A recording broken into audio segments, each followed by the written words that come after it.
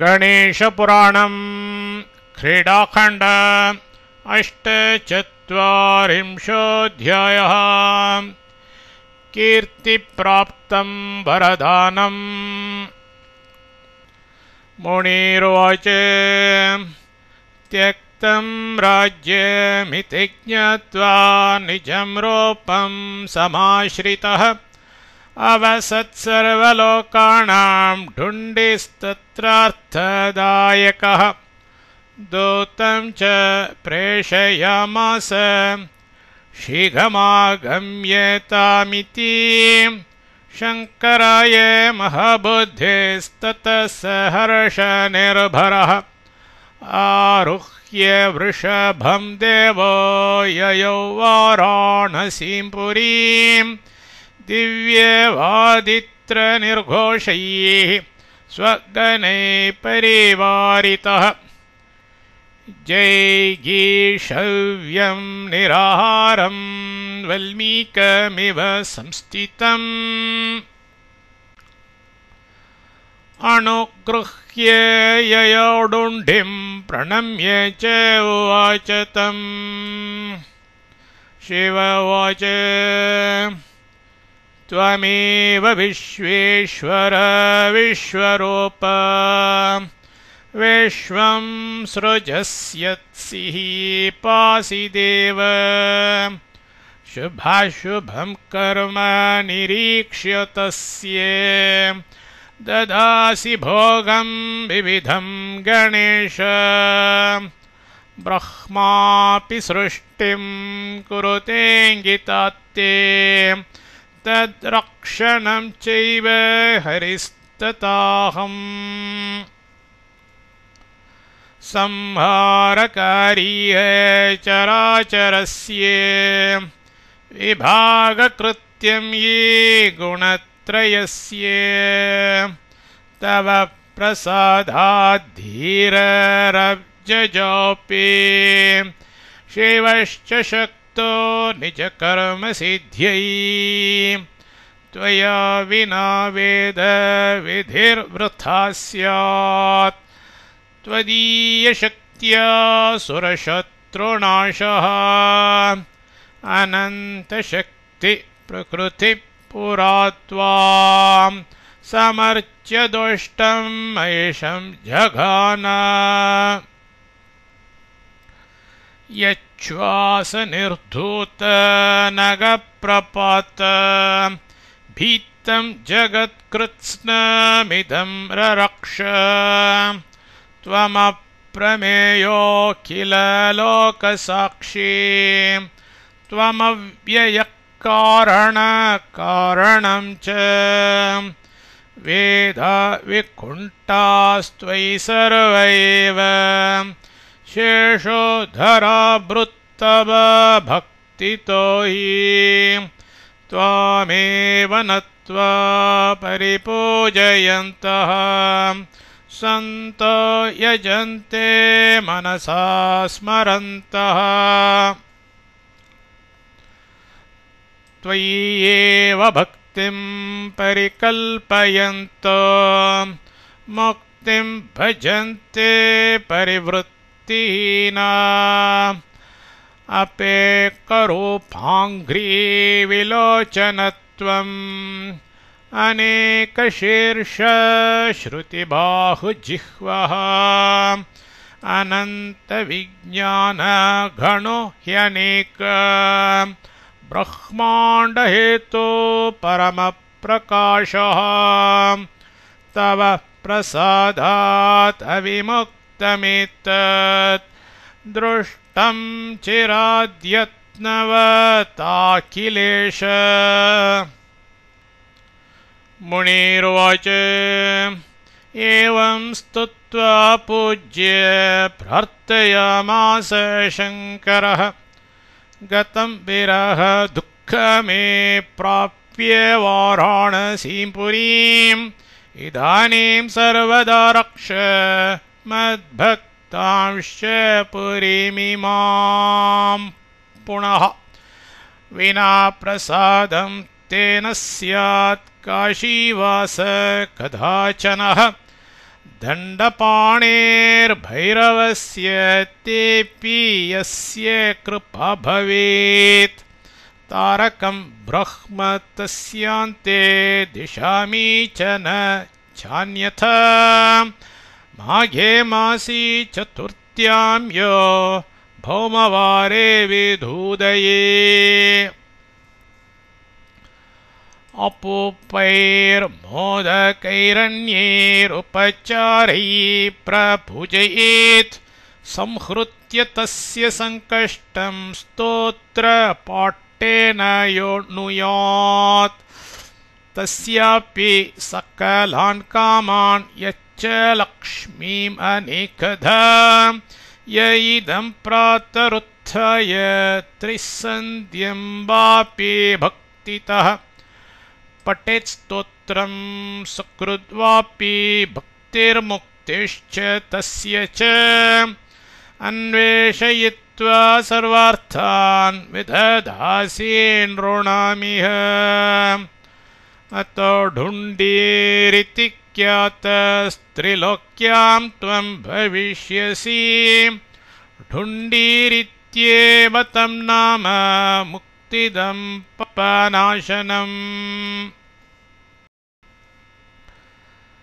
स्मरणात् सर्वकार्याणां सिद्धिदं च भविष्यति मुनिरुवाच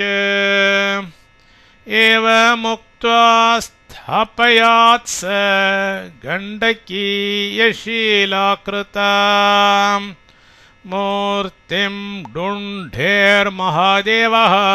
प्रासादे चारो निर्मिते ततो विवेश भवनं सर्वे देवा स्वमन्दिरम् देवोदासस्य मुक्तिं स दधो भक्तस्य शङ्करः गृत्समदवाच एवं विमोहतस्तेन दिवोदास स्वमायया विष्णुना बौद्धरूपेण तस्यास्य हितं कृतं सर्वं ते कथितं देव समर्थ्यं ढुण्ढेनाकृतम् एवं प्रभावो देवोऽसौ यद्वरादुत्थितः सुतः कवच एवं गृत्समदः प्रोक्त्वा तस्य ढुण्डिविचेष्टितम् गृहीत्वाज्ञां ययौ शीघ्रं निजमाश्रममण्डलम् तदानीमेव सा पत्रम् आदाय प्रस्थिता ततः ढुण्ढेरायतनं याता नानानारी नरैर्युतम् महोत्सवं प्रकुर्वद्भिर्दृष्ट्वा कीर्तिर्ननामतम् ययो वाराणसीं पुण्यामरणान्मुक्तिदायिनीं माघमासे चतुर्थ्यां सा भौमवारे मुदान्विता अनेकस्वर्णपात्रस्थैः पक्वान्नैः पायसादिभिः पूजितं भक्तनिवहैर्नृत्यगीतविशारदैः नानालङ्कारसंयुक्तं दिव्यमाल्याम्बरावृतं नानामणिगणोपेतं नानामुक्ताविभूषितं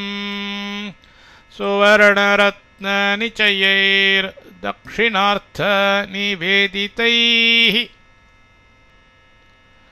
न दृश्यते देवमुखम् इति चिन्ता पराभवत् मया किञ्च मयास्मै किं निवेद्यम् इति सा नघ सा दूर्वाशमी मन्दार कुसुमैर्मार्गसञ्चितैः पुपूज परया भक्त्या पुत्रोदयमयाचत शमीमन्दारदूर्वाभिर्यथा तुष्टो भवत्तयोः न तथा द्रव्यनिचयैर्ढुण्डिराजस्तु तोषः ततो भक्ता गता सर्वे स्वस्वमन्दिरमादृताः उभौ तौ जननी पुत्रौ सन्निधौ तत्र तस्थुतुः तयोर्निराहारतया भक्तिभावेन तोषितः आविरासीन्मूर्तिमध्यादुढुण्डिराजो महोत्कटः उच्चतुर्मुनिना प्रोक्तं यत्स्वरूपं महेशितुः तदेतत् पुण्यनिचयैर्दृष्टं साक्षात् सुभास्वरम् सर्वालङ्कारसंयुक्तं मुक्कोटेन विराजितं दशबाहुधरं चारु नेत्रपङ्कजशोभितम् अनर्घ्यरत्नमुक्तानां बिभ्रद्दाममहत्तरम् पीताम्बरयुतं दन्तविराजितमनुत्तमम् दृष्ट्वैवं परमं रूपं मग्नावानन्दसागरे विस्मृतौ पूजनं कर्तुं नमस्कारं च तावुभौ उवाच भगवान् देवो वरं वराय सुव्रते सुप्रसन्ना प्रदास्यामि यत्ते मनसि वर्तते मुक्ताफलैर्न रत्नैश्च द्रव्यैर्नानाविधैरहम् प्रीतो यथा शमीपत्रैर्मन्दारैरपि शोभने कवच एवमाकर्ण्य तद्वाक्यं कीर्तिस्तोषमीयात्परम्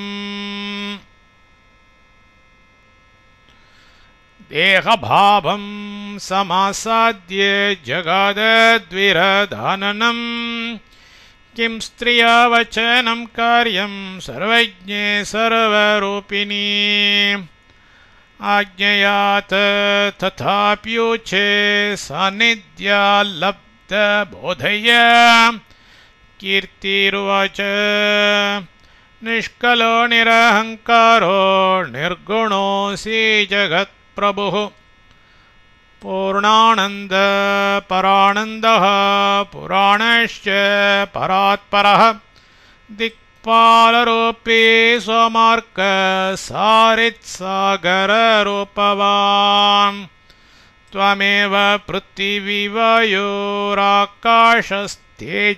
एव च जलं तथान्तरिक्षं च गन्धर्वोरगराक्षसाः चराचरस्वरूपस्त्वं दीननाथ कृपानिधिः विनायकादिरूपेण व्यक्तिं प्राप्तोऽसि साम्प्रतम् अद्य मे नयने धन्ये जन्मभर्ता सुतोऽप्ययम् पितरौ च कुलं शीलं रूपं ज्ञानं तपोऽपि च जन्मान्तरीयपुण्येन दृष्टक्षिप्रप्रसादनः तवैव चाज्ञया देव स्थापितास्य तवाभिधा सपत्न्यास्य विषं दत्तं मृत उत्तापितः पुनः ग्रट्समदेन मुनिना तव भक्त्यैव विश्वराट् शमीपत्रैश्च पूजा ते कथिता तव लब्धये मुनिप्रभावाद्दृष्टोऽसि तापत्रय निवारण प्रसन्नश्चेद्देहि नाथ भक्तिं मम सुतस्य ते त्रैलोक्येऽपि यशश्चाग्र्यं राज्ये निस्सङ्गवृत्तिता दीर्घायु सद्गुणग्रामं बलं कीर्तिं सुखं क्षमां विजयं सर्वसङ्ग्रामे द्विजे देवे रतिं पराम्। ढुण्डीरुवाच ये वरास्त्वया प्रोक्तास्ते ते दत्ता मया नघे सहस्रयज्ञकर्ता स जीवन्वर्षसहस्रकम् शान्तो दान्तो ये मद्भक्तो राज्यं कर्ता सुतस्तव चतुर्भिरप्युपायैः स वशे सर्वं करिष्यति मम ध्यानं नाम जपः सर्वदास्य भविष्यति अन्ते मम स्मृतिं कृत्वा मत्स्वरूपं प्रपत्स्यते कवच एवं तस्यै वरान् दत्त्वा परितुष्टो विनायकः